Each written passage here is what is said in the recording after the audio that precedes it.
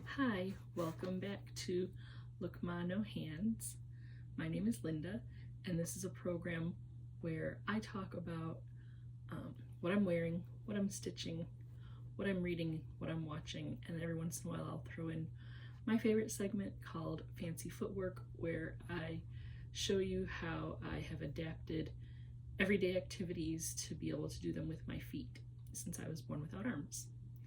Okay, so I'm going to dive right in to what I'm wearing. And this week I'm wearing a brand new finished object from a pattern that I recently found on social media. I've seen it both on Instagram and on Facebook. So I looked up the designer on YouTube to see if there was a video tutorial for it, and there is. It's called the Granny Stitch Sweater Pattern by HanJan Crochet. It comes in sizes from extra small to 5XL, so very size inclusive. All the instructions were like really clear. There's different instructions depending on what size you're doing. So I made mine in the size medium according to like the bust size measurements. So yeah, the pattern is like super easy to read. It's really cool to be able to like change colors when you want to, or you could do it all in a solid color. Again, I'm just using up yarn that I have available to me here at home. So I used up some colors that I thought were very spring and summer looking with the turquoise, pistachio green, navy, and white. Yeah, it's comfortable to wear. Right now I have a t-shirt underneath because it's a little bit chilly outside, but I could definitely wear this just on its own, or maybe as like a cover up over my bathing suit. So yeah, it's, like I said, it was very easy to follow pattern. Worked up in a pretty short amount of time. I was able to complete the entire thing in like 3 days. So the pattern was kind of exciting to the point that I'm like, what other yarn do I have that I can make another one? So I'm making a second one, which I'll spend some time showing you the color choices that I chose for the second one while I do the what am I stitching segment, because that's what I'm stitching this week. I just got really into this particular pattern.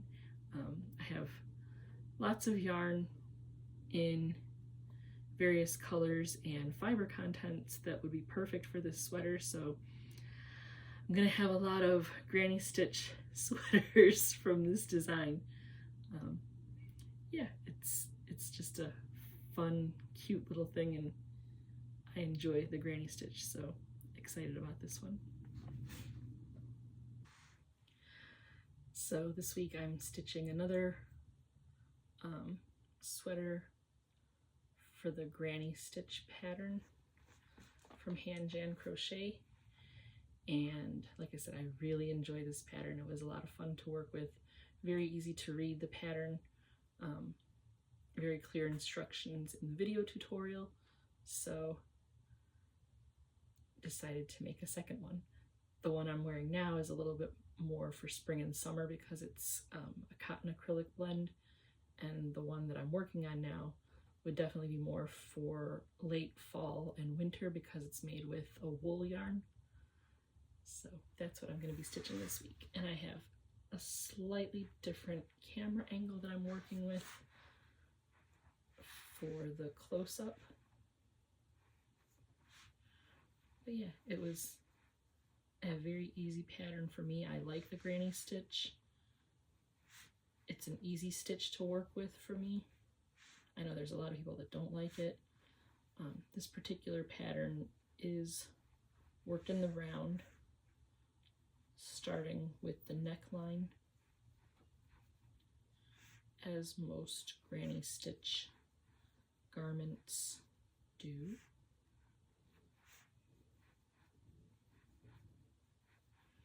I've made a lot of granny stitch ponchos worked in the round. I've done a lot of granny square ponchos. I know it's a very classic stitch, a fairly basic stitch, and I just really enjoy it. Something I'm not really enjoying though is this particular yarn. It splits a lot for some reason. So there's some places where I didn't catch that it had split. And so there's little like, almost like snags of yarn, which kind of disappoints me a little bit in my stitching. But if I catch it, I'll pull the stitch out and redo it so it doesn't have that snagged look. But sometimes I'm just going gangbusters and forget to check my stitches to make sure that I got all the strands of yarn when I pulled the loop.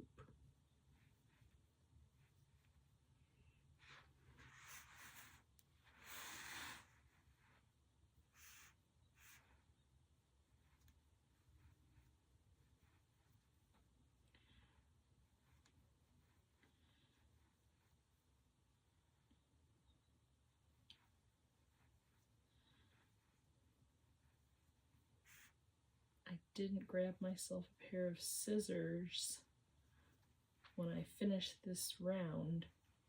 I'm changing colors.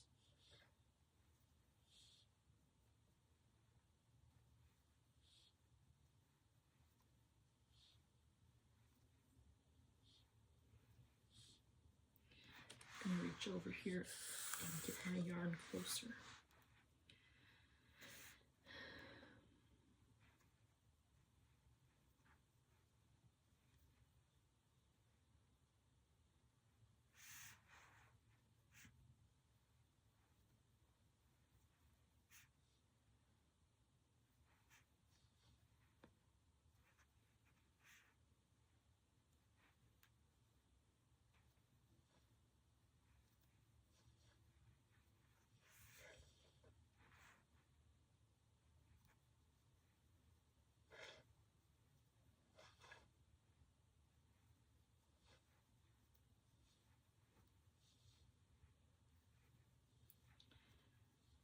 Sometimes I get in the zone and just start stitching away. Usually when I'm working, I'm just all alone, so I don't really feel the need to talk much.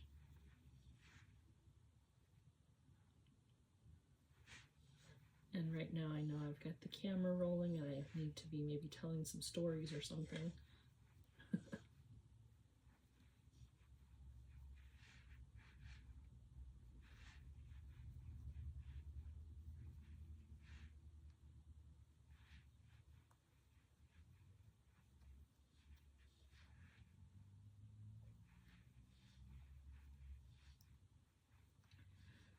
I didn't do a lot of reading this week because of the fact of learning a new pattern.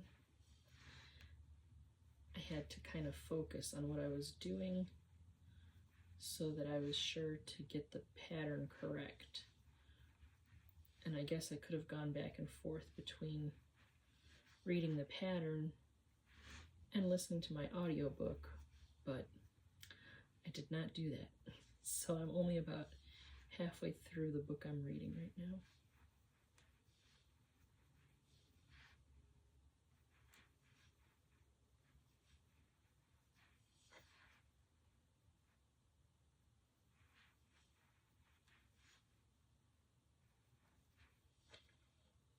Oops. Too many stitches there. That's what happens when I start talking and not paying attention to what I'm doing.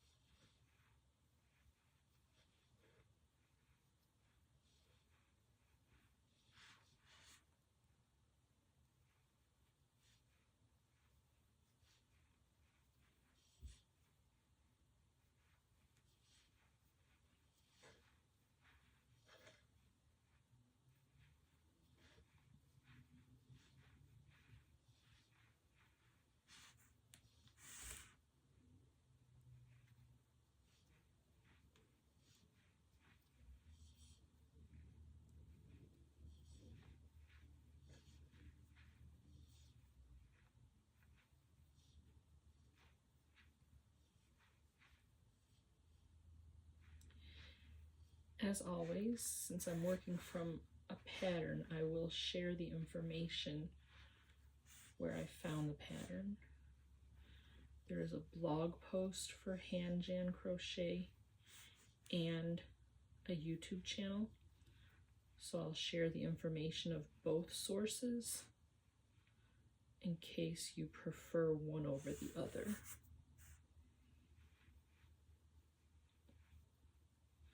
I would say it's only maybe in the last 2 years that I've felt comfortable being able to go with just the written patterns. Up until that point, most of what I worked on would be from video tutorials. But I challenged myself a while back to learn to read patterns because I've seen so many really great books and patterns online where it's only a written pattern, and I wanted to make all of the beautiful things, so I figured expand those skills and learn to read patterns so that you can make all the wonderful things.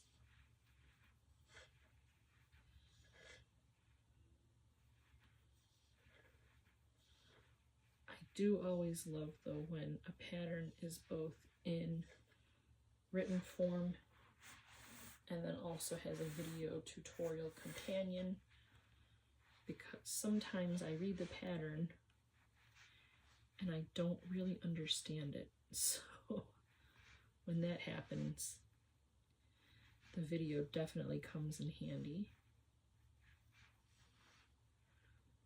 And I attribute my not understanding a pattern to being more about my skills than how the pattern is written.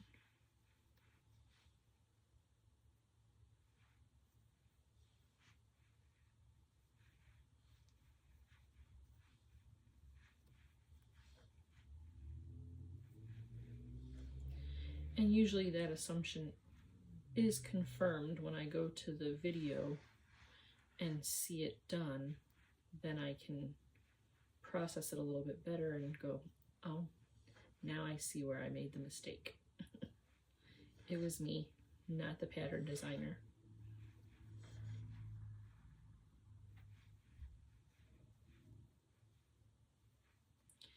Coming to the end of the round, and I can join. Thankfully, I did not make my starting chain too tight, and that join was super easy. All right, that's the end of that round, and that's the end of this segment.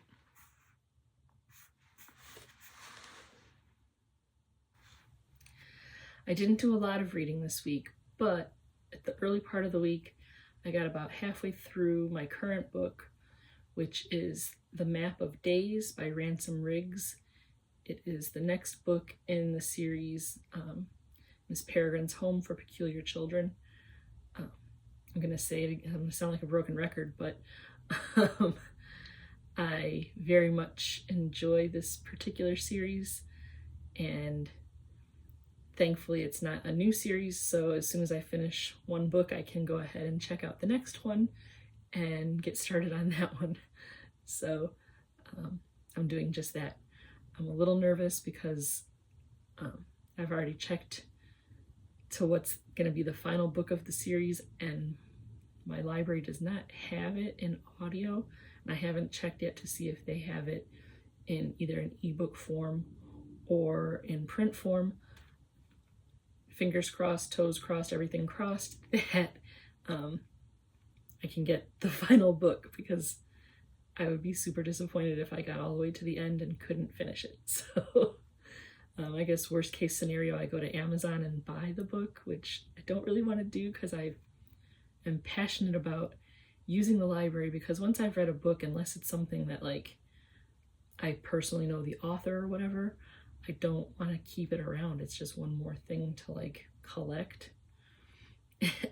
And I only have so much room in the house for collections, so my preference is to borrow the books from the library.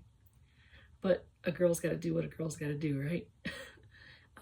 yeah, so in the book this week, the main character Jacob is further exploring information that he's finding out about his grandfather, things that he thought to be true about Grandpa. He's finding more and more are incorrect.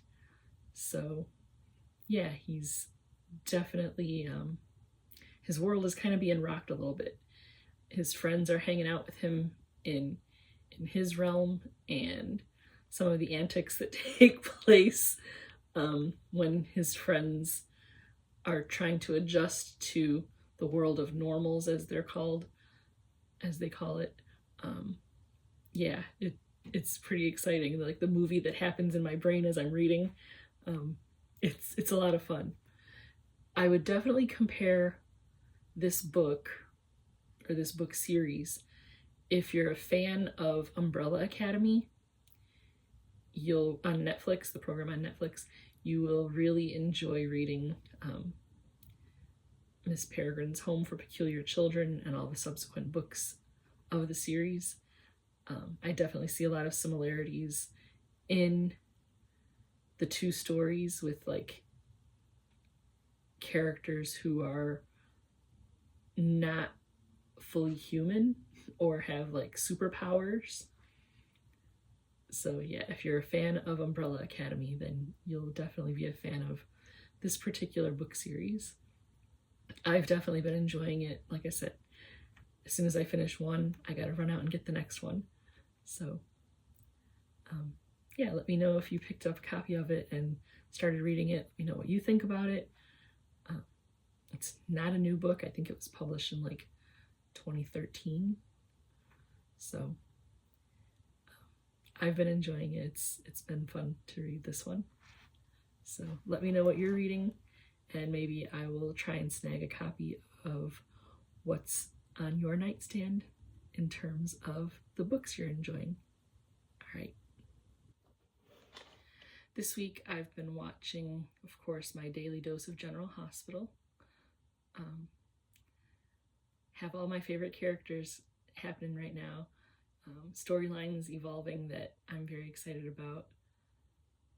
I really enjoy the storylines of like the young people on the show, the people that are like the college age young adult characters, partly because my son is in that age category, so watching those characters makes me think about like how his life is going right now. So it's kind of easy to relate to what they're experiencing, and it's just kind of fun to think about that. And then of course I love the drama. Like the best place to experience drama is in your television shows, and like soap operas are notorious for drama. I mean, they are daytime dramas, but that's my guilty pleasure, is seeing the drama of all the characters in my soap opera. My grandma used to say, if you hate a character on a show, then you love the actor, because that means the actor is doing a good job portraying that character. And I thoroughly agree with that, because right now the storyline that's going on with Cameron Matheson's character Drew, I really hate what they've done to Drew. He started out as a really great character, and now he's just wicked. And just knowing the actor Cameron Matheson, and like his, I guess you could say his history in Hollywood, or like his career path in Hollywood, starting at like, he was on All My Children way back in the day, and everything that I've seen when it comes to like interviews of like other people that have worked with him, or interviews that he's done, he seems like a really chill dude. And he had a program on Hallmark for a while, like a talk show kind of thing, like a daytime talk show, and he just seems so down to earth and so like fun. And then this character that he plays right now is just horrible. Like he's just a vindictive, awful character. And so that just makes me think of like what great work Cameron Matheson does to be like such a cool guy, such a chill person, and then play this like beast of a character. So that speaks volumes to his craft, in my opinion. Watching Shifting Gears this week was the season finale, and I really liked seeing the evolution of the characters in this first season. The young woman who kind of moved back home with her father after some relationship issues with her husband.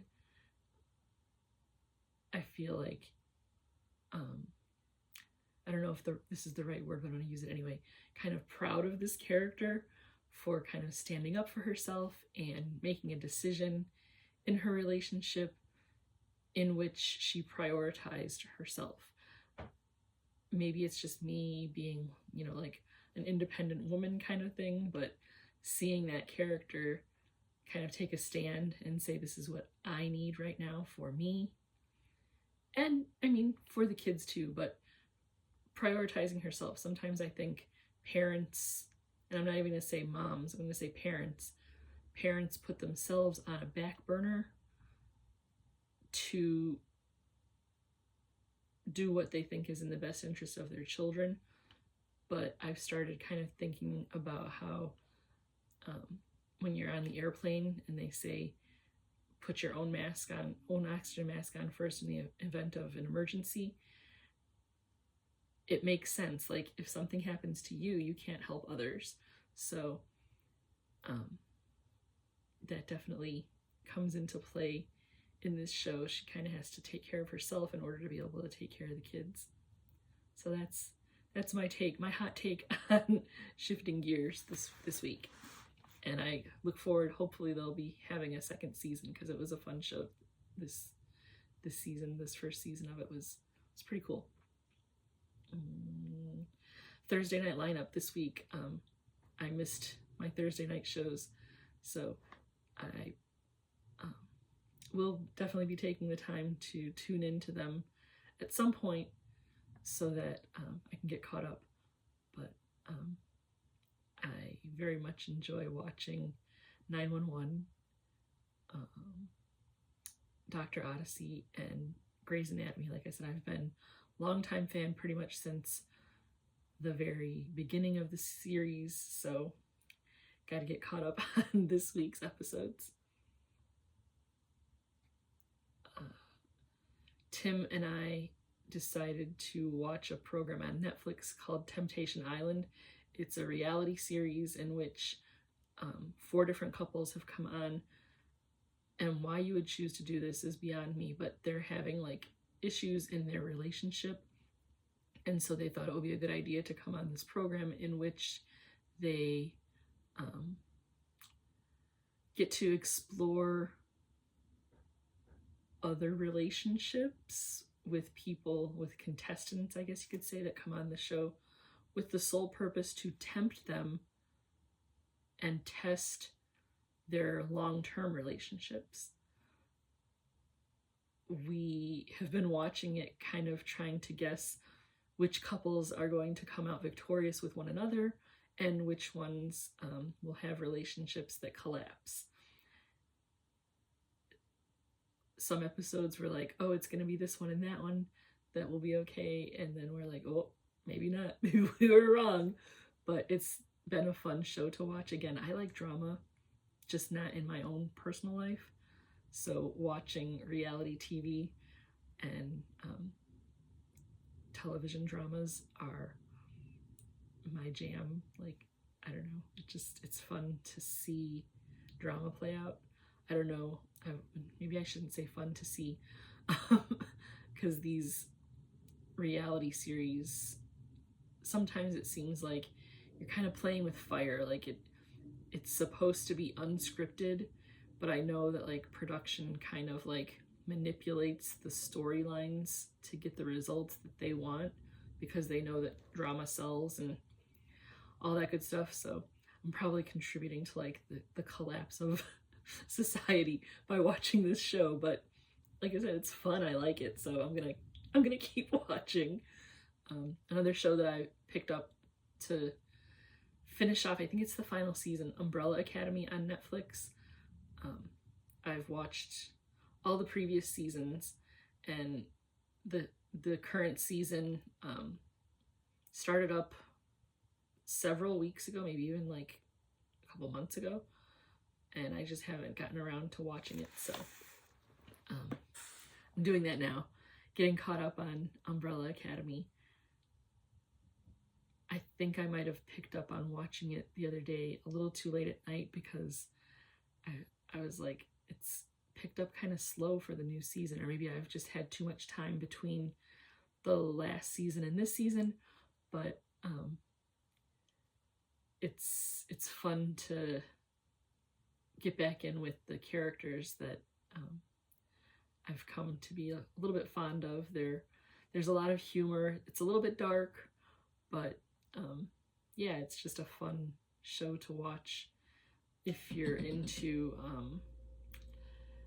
kind of like the superhero type things, kind of along the lines of like Marvel programs and Marvel movies. So this one is fun. I like it. Of course, the evening time, kind of getting settled in for the night, we watch Who's the Boss? So we've seen a couple more episodes of that, and I don't know, it's just fun to watch those old shows from our childhood. I really enjoy watching Who's the Boss, the young Tony Danza and Judith Light. Those are, you know, it's fun to look back on kind of like where they got their kind of, I don't want to say start, but like where they really became household names. At least in my opinion, I know Tony Danza was in like tons of shows way before Who's the Boss, but that's what I remember him from. So yeah, it's just a fun thing to kind of even just remember back to being a kid and watching TV in the evening with the family and stuff. It's just fun. And then the last thing that we've been watching this week is The Pitt on HBO Max. It is a medical drama starring Noah Wyle, and since we've been watching old episodes of ER and now watching The Pitt, Tim has said it's kind of funny to see the difference between the young Noah Wyle in ER and now seeing current day Noah Wyle in The Pitt. We just think it's interesting that he started out on a medical drama and now he's working on this new medical drama as both I think production or producer and starring role. Like, it's just interesting to see like the evolution of his career and the intensity of this show. The show kind of chronicles like this season is like one day in the ER, and they do it like each episode is like hour by hour. So yeah, it's a interesting like look into the politics of medicine and like how the ER is run, with like administration kind of stepping in and dictating to the doctors what needs to be done without really considering the patients. Their administration kind of goes at it more from a business aspect, and the doctors are trying to defend their decisions based on what they know from the medical aspect. It's definitely gives you something to think about in terms of like the state of medicine and things like that. Like, it's easy to see why there's so much division, and just medicine should not be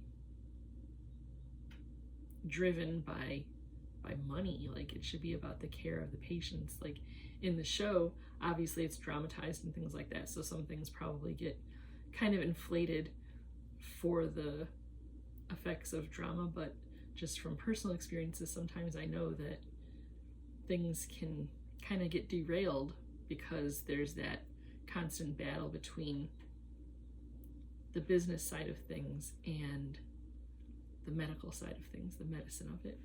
So it's interesting to watch and kind of see how much reality is infused into this drama. And of course we just kind of like the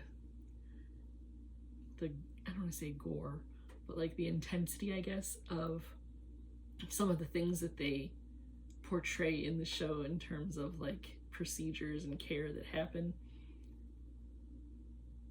Sometimes we know that it's just like kind of made to look worse than it is just for the effects of the program, but sometimes we're like, oh yeah, that's how that goes. Just from our personal experiences with Tim being a medically complex child, we've spent a lot of time in the hospital and experiencing some things that are beyond what you would consider like day-to-day medical things that you would think of with having a child. So some people might shy away from programs like that because of like trauma and like emotional things attached to that trauma, but I find it to be a little bit therapeutic to watch it and see that like a lot of people go through things like us and sometimes things worse than us. So that's what we've been watching this week. Thanks for stopping by today and watching another episode of Look Ma No Hands. If you saw anything today that you could relate to or anything that you enjoyed, go ahead and hit that like button. If you haven't subscribed yet and you like what you see, go ahead and hit that subscribe button. I'm continuing to try and grow the channel. We've kind of hit a little bit of a plateau in subscribers, so I would appreciate any support you can give. Go ahead and share the video with someone that you think might also enjoy what's going on here. And other than that, I'll see you next week. All right, bye-bye.